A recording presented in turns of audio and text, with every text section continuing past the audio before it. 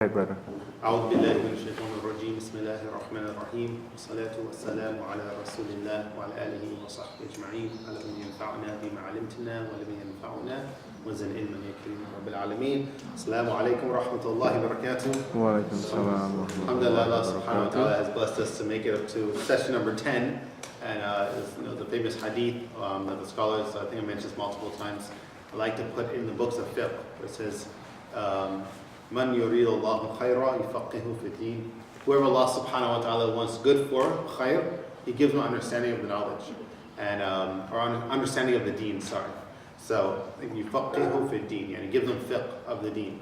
And so this is a famous hadith, like a lot of the scholars like to put in the beginning of books, to know that if you're learning, this is a sign that Allah subhanahu wa ta'ala is giving you khayr, giving you good. And especially being here at the week 10, alhamdulillah, we know that a lot of times people start classes and then they cancel after 2 or 3 weeks because people don't come or something else happens. So alhamdulillah, we know that we reached this far as a sign that inshallah ta'ala wants good for us. And inshallah ta'ala, we know that also that when there's a circle of Allah's remembrance, the angels come and surround that gathering.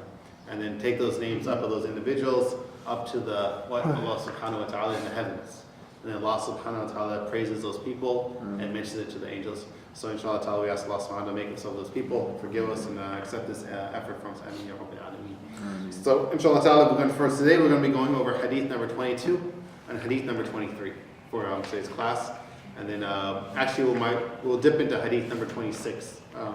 Briefly we'll do that, inshallah ta'ala. And next week, just a little note, I won't be here, I won't be at the ICNA National Conference in Baltimore, but Sheikh Ober from Corona will be doing the class once again, inshallah ta'ala, and so still come, inshallah, of course. He's well learned and so forth, you'll benefit from him.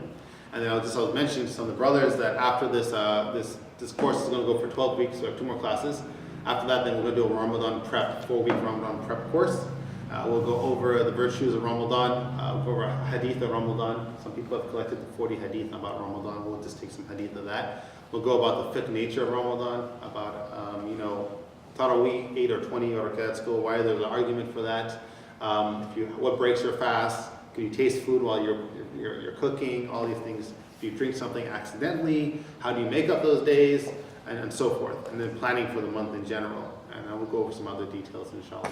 So hopefully the thing is that when you put your mentality like that, you'll see that you'll appreciate the month better, and then you'll make the best of it. So, of course, anything that you prepare for, you'll see you benefit from, inshallah. So the first hadith we're going to be going over, hadith number 22, where the Prophet was mentioned that on Abi Abdullah Jabir ibn Abdullah al-Ansari radiyallahu anhuma أن رجلا سأل رسول الله صلى الله عليه وسلم فقال أرأيت إن صليت المكتوبات وصمت رمضان وحللت الحلال وحرمت الحرام ولم أزد على ذلك شيئا أدخل الجنة قال نعم.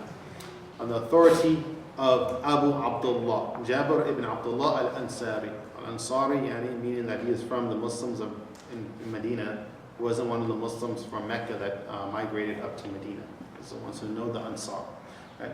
A man questioned the Messenger of Allah. So he's saying that he saw a man that came in and started to ask the Prophet a question.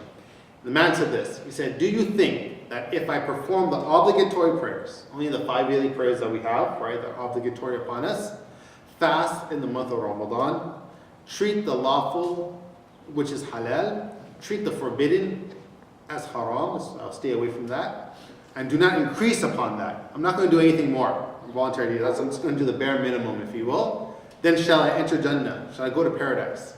He, the Prophet ﷺ replied, yes, you will go to Jannah. Okay. So there's multiple ways people could take this hadith and understand it. So inshallah we're going to go over it to make sure that we get an overall comprehension of actually what the Prophet ﷺ is actually trying to tell this man here. Number 1, the man questioned the Prophet ﷺ, and here if you see that, it just says a man. A lot of times you see in hadith and in Quran, you don't usually get a name of that person. Sometimes you do. Sometimes you don't get the name of the person. Why? Because it's not important. There's no benefit of knowing that person's name. Another reason, one reason why the scholars said that there was just a man, is because this man is asking for what? He's asking for the bare minimum to get into Jannah. The C+, if you will. He's not trying to get for an A, he's trying to get the C+. And this is the reason why we don't know his name. But we know the names of Omar, and Abu Bakr, and Uthman, and Ali, and Abu Hurairah, Ibn Umar, Ibn Abbas. Why do we know those people's names for? Because they went above and beyond. I don't know if any of you guys remember that hadith we covered last week, where we said, Inna Allah kataba ala kulli shay'in, qad ihsan ala kulli shay'in, right? That Allah subhanahu wa ta'ala has ordained in everything al-ihsan, in excellence. So now we get this hadith here with a totally opposite meaning. You're probably saying, what's going on? Right? So yes, so we know the default is that, yes, you could do this, the bare minimum, you get to Jannah inshallah ta'ala. But Allah subhanahu wa ta'ala wants us to go above and beyond. And those who went above and beyond, that's why we know their names. Why don't you know the local imams of these masajid that we have here, whether in Southern California, whether in Texas? And why do we know the names of Sheikh Yasir Qadi and Omar Suleiman and Hamza Yusuf and so forth? Why do we know those names for?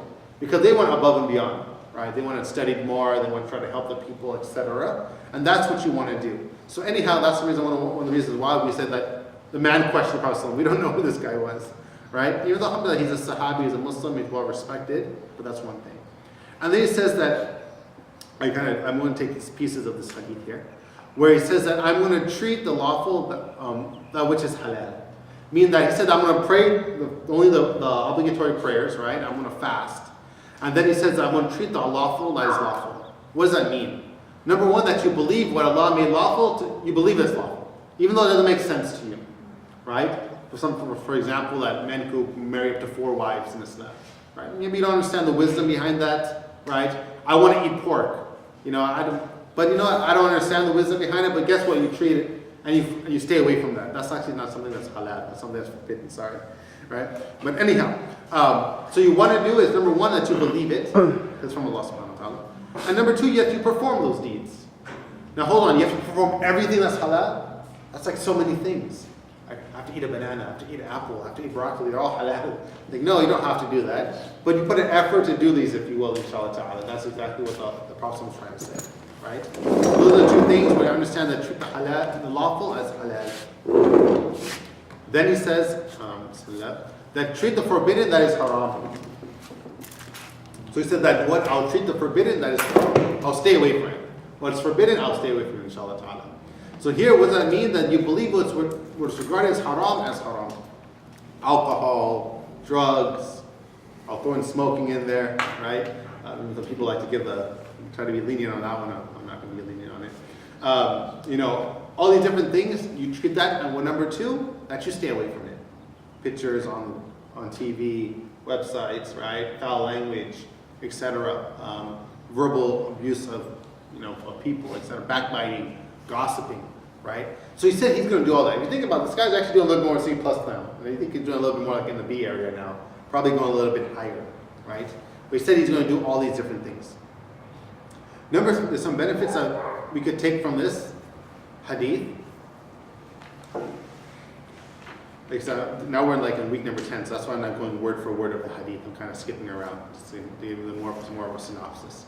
The benefits that we can take from this hadith, number one, you see the eagerness of the Sahaba to ask questions, right? The man came to the Prophet ﷺ and asked, how do I get to Jannah, right? What can I do, right? Today we don't really see people coming to the Imam I want to be good. What can I do? I want to become a better Muslim, right? People don't even have this thought in their mind anymore, right? And that rolls into number two. The objective and aim of the Sahaba were entering Jannah. That's it. How do I get there? That's my number one thing on top of my head that I want to do. Not necessarily getting money and getting more property and, how can I be famous, right? That's sometimes what people their goals are. I was talking to a bunch of youth and I was asking them, what do you guys want to do in your life? And someone's like, I want to be a billion trillionaire. It's okay, good. Another one, I want to be a doctor. Another one, I want to be a doctor, I want to get so much money. So I said, that's good, mashallah, very good, very good. But why do you guys have these thoughts in your head for? Because you could buy so many things.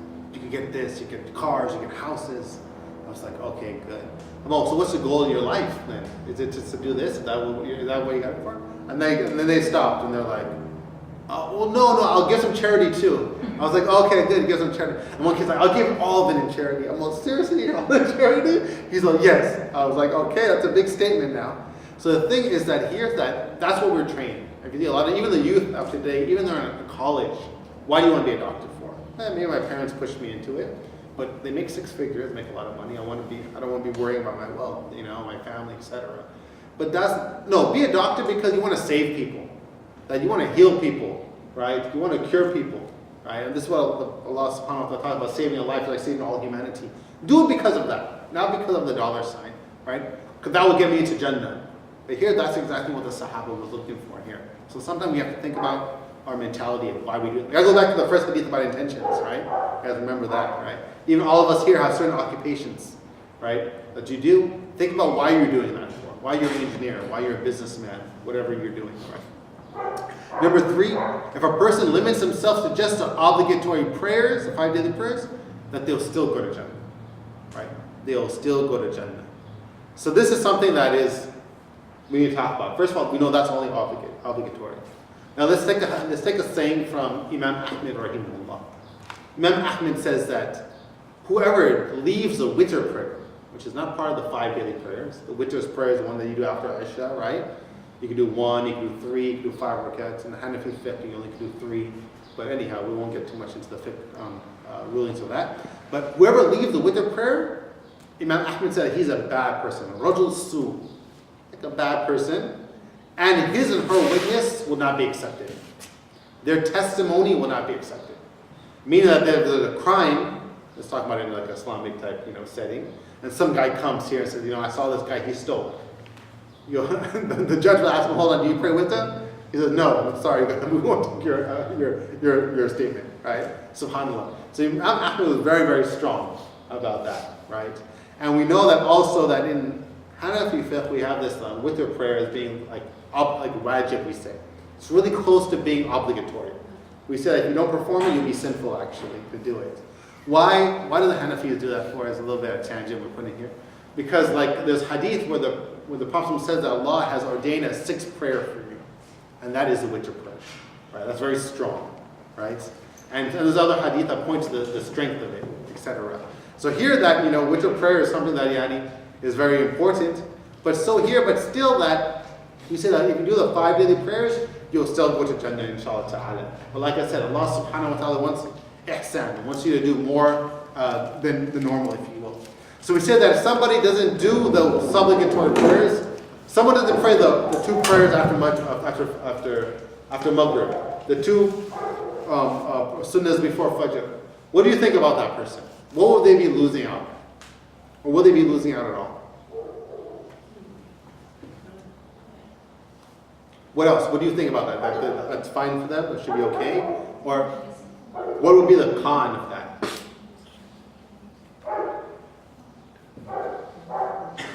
Simple question, not like a really deep question I'm looking for. It brings you closer to Allah subhanahu wa ta'ala. Sorry, say again? It brings you closer to Allah subhanahu wa ta'ala. Brings you closer, very good. It's a long way there, so the 2 sunnah rakat before Fajr better than all the world. Exactly. Very good. Good. What else can we say about that? So basically, you're losing out on a lot of reward. Good. If you don't pray the sunnah prayers, okay, very good. Or supplicatory. That means everything from witr to tarawih to the sunnahs, if you will, the salatul duha, everything. Okay. What else do we say about that? Also because Prophet said, do this if we are not, just like the person said that I am going to do the halal and I am going to stay away from that. That's what, we are implementing on the command of Rasulullah that do this. Right. All right. That's good. Right. So the verse in the Quran, whatever the Prophet gives you, take it. Whatever he forbids you, then stay away from it. Right. Could be a sign of low iman as well. If you're really busy, if you really can only do the 5 witr prayers, at least do those. But if you have all this extra time and you're not doing this extra stuff, then it could be a sign of your iman is high. Good. Awesome. How about if you don't pray the sunnah prayers habitually and you don't have excuse? You're not like, gotta get back to work. My boss said I only can take 5 minutes. He's a very strict guy, whatever. Or let's say you just don't do it. You just get up and you just don't want to pray, right? Is someone sinful for that? Could they be sinful for that? No. So we have no. So we have a couple no's here. Anyone join the yes camp? The burning camp? I mean, it could be seen as It's not obligatory. bad. It's not obligatory. It's not Okay, obligatory, good. but it could be seen as bad, like why don't, it could be seen as like you're only doing obligatory ones because they're obligatory, but, you know. Good. Very good, very good. Beautiful, beautiful. Get you one. I heard some scholars said that if we are only doing obligatory, then we won't be, there would be a chance that we will be missing, the first two. Because it will become habit, and if something comes, we will miss the first. Very good. Awesome, Jay. So the scholars have said that if somebody misses or doesn't perform the sunnah prayers or the sunnah worship, if you will, then habitually, consistently, without an excuse, they'll be blameworthy, kind of like Brother Dalen's saying, right? And that they could fall into sin, that they might be sinful. But hold on, this hadith says this. That's why when you study, you have to get every hadith and kind of put together. That's why you have to take classes, right? So why would they be sinful for? So then we have a saying of the Prophet ﷺ, مَا رَغَبَ عَنْ سُنَّتِي فَهُوَ لَيْسَ مِنِّي. That whoever stays away from my sunnah is not from me. Is that a strong wording or that's not a strong wording? That's a strong wording, right? So who's not from me? Like, wow, I want to be from the Prophet ﷺ. I mean, what do you mean not from me? Not from my true followers, if you will, right? So that's very, very strong. So here the scholars have said that because of the wording is so strong, and also from the Prophet always used to do this, etc., multiple things, that someone could fall into sin if they don't pray the sunnah prayers habitually, not without reason. Right? So that's something that everyone should take into account. Right? So there's some wordings in the Quran, some wordings of the Prophet that's very strict. Like what he said about when he saw in the prayer in the masjid, the men weren't coming. So what did he say? He says, somebody go lead. I want to go to the houses of all of them and burn their houses down. Right? Because they're not coming to the prayer. We know the Prophet never did that. He didn't go burn their houses down. But the wording is trying to say what? That they should go. That's why in Hanafi fiqh we said that it's wajib for men to go pray in the masjid. And if they don't, it's sinful for them without an excuse. Now yes, if the masjid is like 10 to 15 miles, and then back in the day, like when I was living in Egypt, you just go downstairs and the masjid is like on the bottom floor. Or you walk to the corner of the street and there's another masjid. If you get lost in Egypt, you'll find a masjid. Like, you just turn yourself around, you'll find a masjid, right? And so that's a little bit easier. So someone who doesn't go to the masjid is like, that's really bad. And like another thing with the Prophet said that the neighbor of the masjid who doesn't pray in the masjid, his prayer is not accepted. So that means that if your masjid is close to you and you pray at home, then your prayer is not accepted, even though you pray at home. Like Imam Ahmed ibn Hanbal rahimahullah has that opinion. For the Hanafis, we say that it's strongly urged that you go pray. It will still count, but you should go. That's what the Prophet was saying. But the Hanbalis, for like Imam Ahmed rahimahullah, said that if someone prays and the masjid honestly is like right there and they don't go, then guess what? Even though they pray at their home, it doesn't count because of this hadith. That's why in Saudi Arabia, which they follow the Hanbali madhab, that's why everyone closes up their stores at prayer time and they have to go to the masjid. Or else what? Prayer doesn't count, right? Even the shop owner probably doesn't believe that, but that's one of the reasons why they have that. In Egypt, it really doesn't matter. Everyone just keeps going with their daily life and so forth. You could hopefully stop and pray, but anyhow. So that's one thing. So once again, that you could fall into sin. Another thing we know from a hadith of the Prophet ﷺ that says the first thing is to be judged on Yawm al-Qiyamah, and the day of judgment is your prayer. And they said that if it's deficient, that basically there's like you miss a prayer when you're young, maybe you're a teenager, you're partying and you're playing soccer and cricket all day long, right? And you're doing this and doing that. Then he said that if there's any holes in those prayers, because you missed this here, you missed this here, then your sunnah prayers will what? They'll patch up these holes. And if you don't have any sunnah prayers, guess what? So the Prophet said that if your prayer is sound, then your judgment after that will be sound. Then you go to Jannah, inshallah. But if it's not sound, then guess you said the rest of your judgment will not be sound. Basically, you'll be deficient. We all know what that leads into. So that's another reason why sunnah prayers is kind of like your insurance card. So your Aflac card for Yawm al-Qiyamah, you can at least pull it out and say, no, hold on. I missed some prayers, but I got some Taraweeh, I got some this, I got some that. And you can put it there if you will also. Another thing that we understand from this hadith is that the psychology of the Prophet, the way he used to talk to people, is that he probably knew this man was a newer Muslim. He just became Muslim. So he's not going to tell him, you have to do this, you have to do that, you have to do everything, and burden him down. So that's why he just told him, like, yes, master this, and then we'll talk about the rest later on, if you will. So one of the wisdoms of the Prophet ﷺ in terms of that. So there's a couple things that we can benefit from there. Number 4, the person said that he will refrain from all that is haram, and obviously we know that covers a lot of things. All of us here in this room wish we could do that. So if you think about it, he's actually doing a lot, if you will. Number 5, he said that he will only perform the 5 daily prayers and fasting. Oh, did I not? Is it not up there? What's the last one there? I don't think I put the number 5 there, but anyhow, I'm calling it number 5. If you know that he said in the hadith, I'm only going to pray and I'm going to fast and I'm going to treat the halal halal, treat the haram haram. You guys know something about the words about that? He forgot to mention what? Zakat and Hajj. So hold on, we don't have to do zakat, we have to do Hajj. The whole time I was paying zakat the whole time, and I didn't know that we didn't have to do that. Why didn't you think that the man didn't mention zakat and didn't make Hajj? It's not obligatory on absolutely everyone if you don't have the means to do so. So like not everyone's going to have the financial means to give zakat or make the Hajj. So if they can't, then that's not going to keep them out of Jannah. Awesome, very good. Anyone understand that point there? Right, we know that zakat has a thing called nisab. Basically right now it's like almost $4,000 or something, or $3,000 or something. If you have that in your savings at home, then guess what? You have to pay, right? If you don't, then you can receive zakat. Right? You have to get money from the masjid or from the Muslims, if you will. So it could be that this Prophet knew that this man didn't have enough, so he said that he didn't bring it up to him. Now what about Hajj?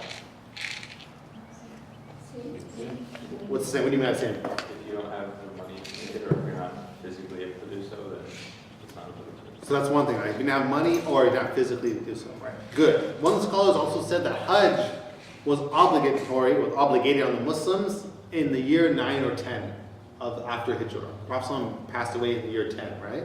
So that was obligatory very at the end of before his death. So it could be that what? That it wasn't obligatory yet. That's why it wasn't brought up. That's one thing that's what could be understood. So that's another thing. That's another one that you could understand this hadith here, if you will. One thing, that's why it's good to understand the hadith. I know the wording of it, or people could take the meaning totally wrong. Start saying all these things about Hajj and zakat and so forth, and totally understand what the meaning is. Good. Any questions about this hadith or comments? We go on to the next one. So what about the like you said, the Hajj was not first at that time, right? Obligatory. Yeah. But now if we are looking for this hadith about like what we think, if someone say, okay, I'm doing this or this thing. Yeah, so it wouldn't apply. This So they have to do the Hajj. And then, but if they can't afford it, then we all know that goes in the same category as zakat, which you guys mentioned, right? That's why it's important to study the wording. People got to read this hadith and then start putting up on Facebook and forums. Look at this, we don't have to do this. Yeah. I have a proof from hadith, and Yeah. you don't believe hadith or what? And then you're like, oh God, you need to study further, or sister, before you talk, right? So that's another issue there. So yes, that's the one thing. Definitely, if somebody is a new Muslim and they have the wealth, then they should do it. Did I go over that with you already? About the question is that if somebody has a physical ability, they're not sick. Let's say they have $10,000. Well, I don't know, $10,000 will get you to Hajj anymore, but let's say you have $15,000 in bank account, okay? And he has enough money to pay for his rent and his family and so forth. He just became Muslim today, and Hajj is coming up, with the next 3-4 months, if you will. Does he have to go Hajj right now? Yes. Or could he go next year or 5 years from now? I would say you wait because there's stuff you have to learn beforehand. It's maybe kind of a lot to throw on right away. Like, hey, you have to start all the basics, and on top of that, now you got to go to Hajj and learn all this extra stuff. Good. Anyone else want to add something to that? So in Islam, what we have is things that are obligatory upon us, that are fard. This thing that you have to perform right away, and the thing called muwassa, and you have a period, if you will. For Salah, for example, 1 o'clock, Dhuhr comes in. We all know that you have until what? Maybe around 4:20 or something for Asr come in. So do you have to pray exactly at 1? Or could you linger around, take a nap, eat some lunch, and then maybe pray later on? Everyone's scared to answer that question. They're like, hold on. Hold on. Is he going to bring something new now? Yes, you can if you want to. Obviously, we know it's a sunnah, always pray at the beginning of the time. That's the default. Yeah. But if you're feeling tired, you want to go eat, you're on the road, you're in traffic, whatever, you're in traffic, then you can pray in that time. Now, if you delay too much where it's out of the time, then guess what? You miss the prayer, number one. and you're sinful for doing that, for delaying it purposely. I just wanted to watch the rest of the game, I didn't want to pray. Guess what? Now, if you're like, I'm in an operating room or something else, it's different, right? So you're sinful if you let it go. So here you have things that have a certain amount of time and things you have to do right away, right? That you have to perform, right? So they said in terms of Hajj, it's something that the scholars have said that once you have it, you should go ahead and do it right away. And some scholars said that, yes, you have to do it right away, but yes, you can delay it if you want to. Now hold on, prayer that we know that Dhuhr prayer, you have until when to finish it? Awesome, very good, alhamdulillah, we got the basics down. Now, Hajj, I don't want to do it this year, inshallah do it next year. When is the last time I could do it? We don't know when we're going to die. So. So the scholar said when it comes to prayer, I know I got until 4 o'clock, I got 3 hours. So if I want to take a nap, I want to grab lunch, if I want to go make wudu, I got to take a shower, then I know that time. But Hajj, guess what? You don't know. You could say, no, I'm not going to do it this year, next year, and then you get in the car and you what?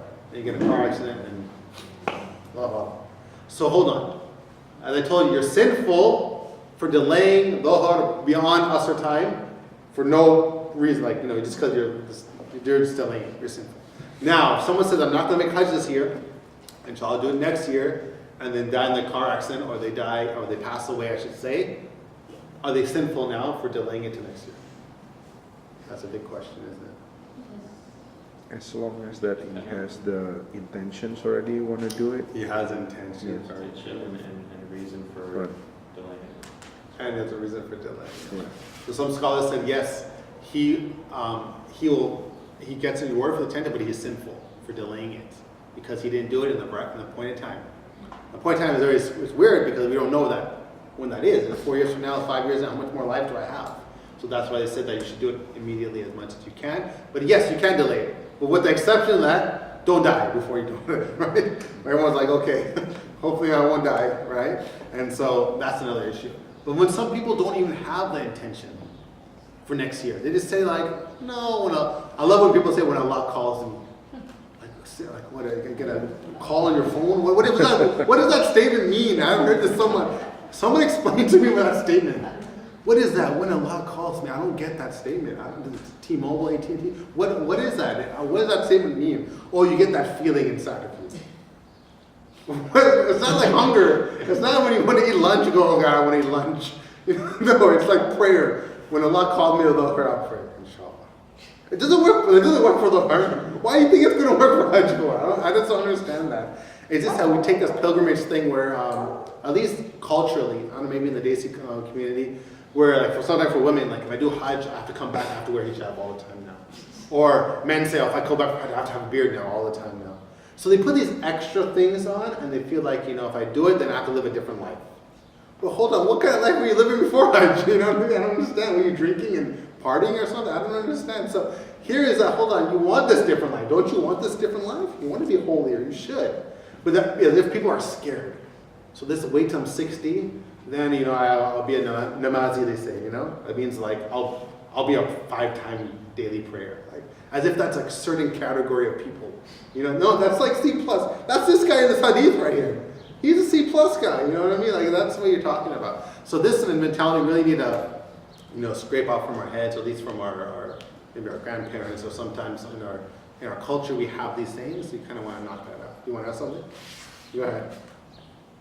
I know you said it's sinful if you don't do it in a certain period of time, right?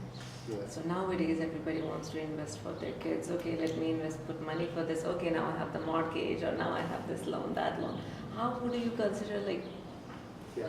So they said What that is right. So they said the money that you have has to be above what your immediate needs are, right? From like mortgage payment. That's why some scholars said even you have like debt. I'm in debt like $200,000 for my house, right? So I could never go to Hajj, probably ever. I'm probably going to die with this debt most likely, right? So scholars said no, that's not the case. As long as you are able to do your payments, let's say you pay like let's say $1,500 every month, right? So as long as you have enough money for the next month to pay, right? Then you should go.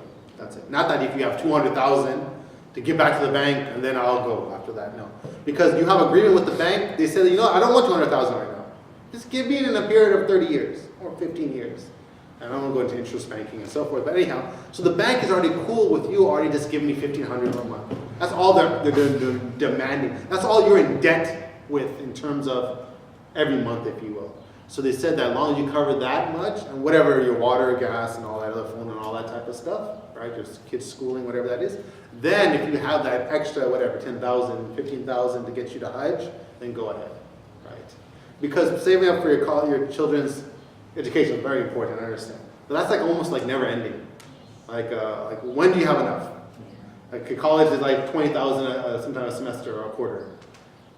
Then guess what? You'll never go to Hajj. So that's not going to work. And so that's another thing. Alhamdulillah, your kids will benefit from you going to Hajj, inshallah, from the barakah and the blessings. And so that's another thing. So it's like, so like when you pay all that stuff off and like whatever that extra money you have over, you should put that aside specifically for Hajj and just leave it. Right. You can do a separate account, or if you have a normal, your normal savings account, whatever you have, and you just look at it when Hajj time comes and say, hey, yeah, I have enough, if you will. Right, and then you can go there. Women's a little different, they need the mahram or something, but usually the tour leader or the Hajj leader is the kabir mahram, so you don't have to have your husband go or your... Huh? It could be like that? Yeah, but your husband has to give you permission to go.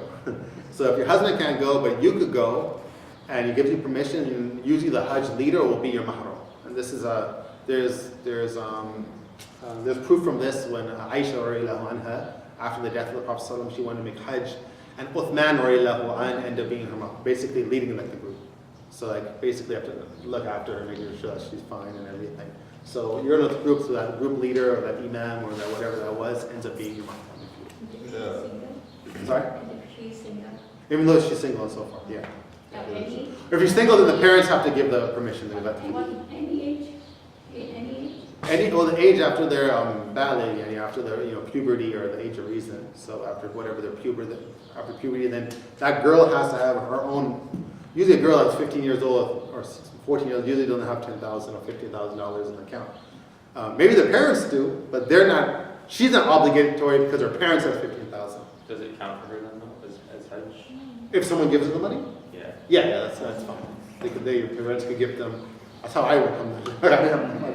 I don't know, like $40 in my pocket or something. My parents took me, so that counted for me. Alhamdulillah, may Allah bless them and reward them. But that's usually the case. So that doesn't mean it has to come from your own pocket. So if someone gives you that money, then that's all good. It's not an issue. So does the Saudi government allow you to do that? Yeah. Mm-hmm. So having so of course, so that the organization. one as your Yeah. So whatever group you go with, they do all that paperwork, and so that's fine. they allow it. Yeah. I mean, if you go there yourself, they're gonna say, "Who's that?" Right, they have to have it. You Yeah. have to have it. Mostly, you always have to go with You the don't group. even- Exactly. Yeah. So, yeah. Good. Exactly. That's true. Good thing. Any other questions on this? Good. Go inshallah. Next hadith that we have. Bismillahirrahmanirrahim. On Abi Malik al-Harith ibn Asim al-Ash'ari radiyallahu anhu. قال رسول الله صلى الله عليه وسلم الطهور شطر الإيمان والحمد لله تملأ الميزان وسبحان الله والحمد لله تملأان أو تملأان ما بين السماء والأرض والصلاة نور والصدقة برهان والصبر ضياء والقرآن حجة لك أو عليك كل الناس يغدو فباع نفسه فبعتقها أو موبئها. On the authority of Abu Malik al-Harith ibn Asim al-Ash'ari who said, the Messenger of Allah sallallahu alayhi wa sallam said, purity, tuhur, is half of faith, iman. Walhamdulillah, all praises due to Allah, fills the scales. Subhanallah, saying the word Subhanallah, how far is Allah from every imperfection? And Alhamdulillah, praise be to Allah, fills that which is between the heavens and earth. And the salah, the prayer, is a light, nur. And charity is a proof, burhan. And patience is illumination, diya. And the Quran is a proof either for you or against you. Every person starts his day as a vendor of his soul. either freeing it or causing its ruin. SubhanAllah, we have a lot of points here to make, a lot of things to go over. Which hadith number is this? Because that's 19 earlier. Yeah, sorry, no, it's 23. I forgot to change that. Change that before class. Sorry, we were hadith number 19 the whole time. You're like, what's going on? Hadith number 23. And narrated in Sahih Muslim 220. So let's go over really quick. So here, the first part you have the hadith is purity is half of iman. Tuhur is half of faith. And this is like the hadith you kind of see in the bathroom sometimes in the masjid, which is cleanliness is half of faith. I don't know if you've ever seen this signs in the masjid. They come from this hadith. That's why I don't know if the women's bathroom has it, but the men's bathroom, you see it sometimes. They write it in English, they don't write it in Arabic. But they write there that, you know, cleanliness is half of faith. Please, you know, throw your paper in the trash, or, you know, keep the bathroom cleaner, etc. Right? So here, the Prophet says that purity, tuhur, is half of iman. So the word they use here is shatar. Shatar is not the word of nisf in Arabic. Nisf in Arabic means half. Shatar means part, if you will, right? So part of something could be what? It could be 10%, it could be 50%, it could be 80%. Right? It's just part of it, if you will. But some of the scholars put the word half here, which is technically not 100% correct. So we like to say that purity is part of iman. It's part of your faith here. Right? And so, so here is that, why is purity half of your faith? So some scholars have said that tuhur means purity. Okay, we'll go into a little bit what it means. So, and they said the word iman means salah. Because like a verse in Surah Baqarah, where Allah subhanahu wa ta'ala says, مَا كَانَ اللَّهُ يُضِيعَ إِيمَانَكُمْ. Talking about when Allah subhanahu wa ta'ala changed the Qibla from Jerusalem to Mecca. Right? And then some of the Sahaba, the companions of the Prophet, saying that, hold on, how about all of our prayer that we're doing to Jerusalem? Is it all null and void? It doesn't count? And then Allah reveals this verse in Surah Baqarah, where He says Allah will not do away with your iman. Iman meaning your salah. So Allah uses the word iman to use the word salah in a metaphoric sense. So here some of the scholars said that what? Cleanliness is half of prayer. What do you mean cleanliness is half of prayer? What do you think what that means? Intentions. Wudu. Intention? Wudu. Wudu, very good, right? Because what? You have to pray, you have to have what? You have to have wudu. Or ghusl, you have to clean yourself. So here they're saying that what? Wudu is almost like half of the prayer itself, right? You know, like you can, not really time-wise, wudu you can do very quickly compared to your prayer. So this is what some of the scholars have said, that this is actually what it means, which is not necessarily the stronger meaning, but anyhow, that's one of the things they said. Imam Ghazali rahimahullah mentioned that tuhur means tazkiyah, means to clean your heart, right? Or means to repent. He said it's repentance. That repentance is half of faith. If you think about it, half of your iman is about, or part of your iman is repenting to Allah, right? And that shows your iman because you're turning to Allah subhanahu wa ta'ala, right? And some scholars have said that's not a good definition, but anyhow, it's Imam Ghazali's opinion. So as the scholars have mentioned, have said that iman is, another opinion, is of two things. Is abandoning something, and adoring things. You know, you're like decorating. What does abandon means? You abandon something that what for your that's evil from your faith, so therefore you purify it, right? Your faith has weakness in it, so you purify it, right? You have holes or deficiency, and then you adore it by what? Acts of obedience, right? That's how iman is. Iman is like there's two scales. It's cleansing your heart, and number two is adoring it with acts of obedience. That's how you strengthen your iman, right? By praying more, by reading Quran more, by helping people more, etc. All those different things. But this will be another one way that will strengthen your iman. Next thing here is that the Prophet said that Alhamdulillah fills the scales. Before we get to this, what are the scales? What are you talking about? What scales are we talking about? Scales of good and bad. Okay, good. Hasan, scales of good and bad deeds. What else scales? Where do we have scales at? Mizan. Where's the mizan? Not the restaurant in Brookers, right? Right. Talking about Jannah. Right? So that Alhamdulillah will feel the scales on Yawm al-Qiyamah. Right? It's weird that, so how does a word feel a scale? When Jannah is going to be totally different. right? Everything is going to be, laws of physics doesn't work, everything is going to be different, right? Like we have the hadith with the man who did so much wrong, and then he had one D where it says paper that said La ilaha illallah, right? And they put it on the scale and it made it heavy, and this man went to Jannah with them. Now, hold on, how is a piece of paper? It's different because that piece of paper has what? Intentions and sincerity in it. That's why they said that, you know, like in Surah Zalzala, Allah subhanahu wa ta'ala talks about those who have heavy scales on Yawm al-Qiyamah will be radiyah, they'll go to Jannah. And if they have khaffat mawazinahu, if he has light scales, then guess what? He'll go to hellfire. But here the scholars have said light scales, meaning that what? He had deeds on his scales, but they were light. There's salah, there was hajj, they were reading Quran, but it didn't have no weight to it. Why? There's no sincerity, there's no intention behind it. He did it for other people, so it just didn't move the scale, right?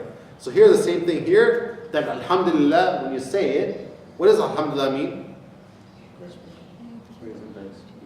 Praise be to Allah subhanahu wa ta'ala. The word hamd, and the word like Ahmed, right? The Muhammad means to praise. So alhamd, when you put the alif lam in the front, means all praise, right?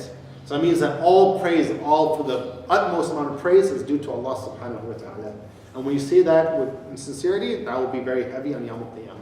Therefore, that's why you should always say this as much as you can. When you're in the grocery store, pushing the cart, not doing anything else, just looking at prices and so forth. You can say alhamdulillah. Waiting in the cashier line, stuck in the 91 freeway because they've been doing construction for the last 5 years, right? You can't move, then you could say alhamdulillah, right? Do it, make dhikr on all these different things. Think about it, will fill the scale. So you're filling your scales, alhamdulillah.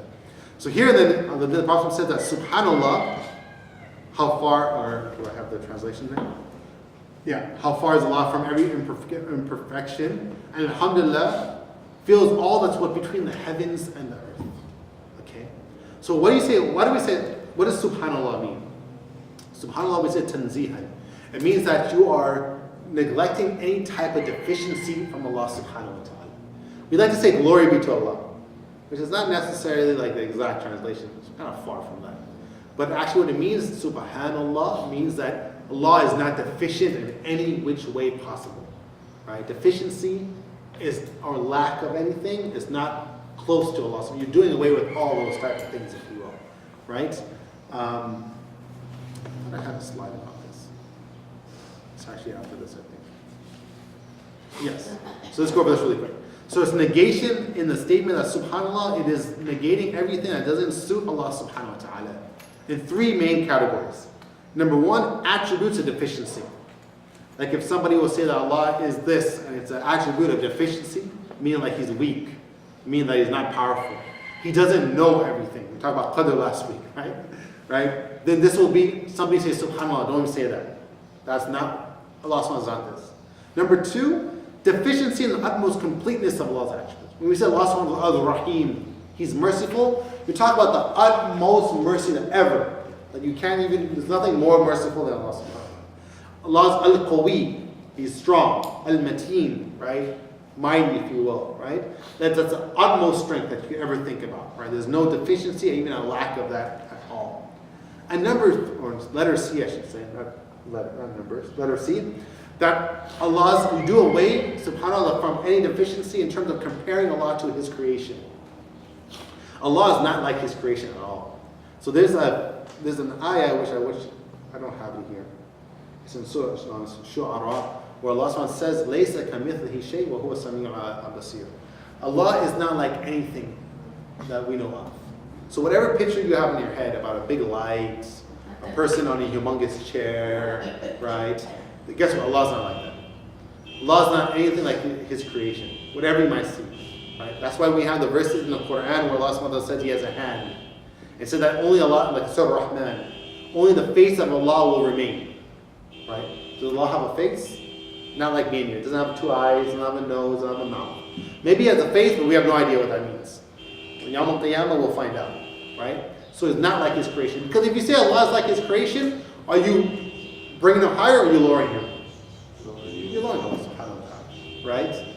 For example, if you say some adult, you're like, oh man, you like ice cream? Or you're just like my 2-year-old child. Like, you're making that guy look like as if he's like a little kid. He only eats ice cream all the time, right? So you're putting him down. Well, You're not, you're also raising us up high. there you go, and you're raising that child like, man, he's like the same as this 30-year-old person, right? So anytime you make Allah like his creation, then you lower him down. That goes back to our qadr thing, that Allah subhanahu wa ta'ala, if you only knew what we're going to do right now, then guess what? I know that too, that I was going to put this here, I was going to put it here. And if Allah is just doing that right now, guess what? He's just like me. So guess that's weak. That's a weak person, right? That's a weak individual or supreme being. So we don't want to say that at all, right? So that's why we say subhanallah. Why do we say subhanallah when usually something bad happens? Usually some kind of car accident. What do you guys say? Alhamdulillah? No, say alhamdulillah. Right? If you do, like the guy would probably punch you in the face, right?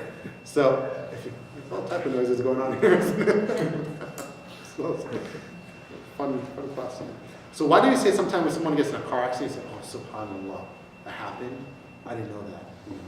Why do we do that for? Because sometimes people will like blame Allah or get angry at Allah for it. Very good. Sometimes we associate negativity to Allah.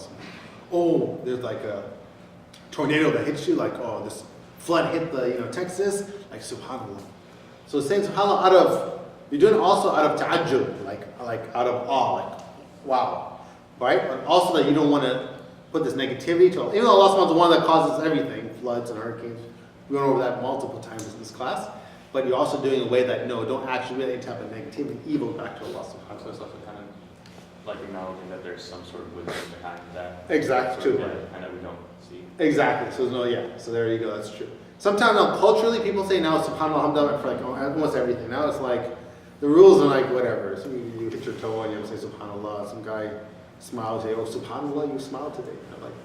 It's like so now it kind of lost its whole thing. But anyhow, this kind of just a point I wanted to bring up. Right now, so we said alhamdulillah means a complete praise to Allah subhanahu wa ta'ala in all His great characteristics and the attributes. When we say alhamdulillah, we're not saying alhamdulillah Allah subhanahu wa ta'ala did something good to us. But alhamdulillah because Allah is that, His essence of Allah subhanahu wa ta'ala. Allah doesn't have to do something good to you, you say subhanallah. If you think about prayer, after you're done, you're saying what? Subhanallah, subhanallah, alhamdulillah, alhamdulillah, alhamdulillah. Usually say alhamdulillah when something good happens to you. You got a job, you're like, alhamdulillah, I got a bonus, alhamdulillah. Now, why are you saying alhamdulillah when you're sitting down after prayer and you're staring at the wall or staring at the carpet for? Why are you saying alhamdulillah then for? Is it because you're getting a bonus from your job or because you got a new car? Why are you saying subhanallah then? We all do it. Thankful To be thankful. Well, thankful for what? That you prayed or? Like, I mean, yeah, For whatever that Allah we have. allows you to give you ability and pray, and You got a that chance. helps you to. Okay. You got a chance to do one more prayer. You got one chance, very good. Anyone else? Overcome like the shaitan. Okay. Alhamdulillah, I pray. Right. Okay, good. Usually sometimes what does the Prophet used to do after the salah done? You say something 3 times only. Astaghfirullah. Now why do you say astaghfirullah for? That because there was shaitan, who's that. So in case of in case any like mishappening, heedlessness you had in your prayer, you were thinking about this, astaghfirullah. So now go back to alhamdulillah. That alhamdulillah was about what? Allah made us pray, let us pray. What else? Anyone else want to add anything? So here, what are you guys all doing right now? You guys all Alhamdulillah. You all attaching alhamdulillah to what? An action. The alhamdulillah that I was able to pray. Alhamdulillah I was able to finish the prayer. Alhamdulillah I didn't die or something. I don't know. Death it's going to come anyhow. But anyhow. So here the scholars say alhamdulillah is just like you say alhamdulillah just because of who Allah is. Right? You know what I mean? Like some people say that's my grandfather right now. That's the man. Right? Why are you saying that for? Because he did? No, because of his characteristics.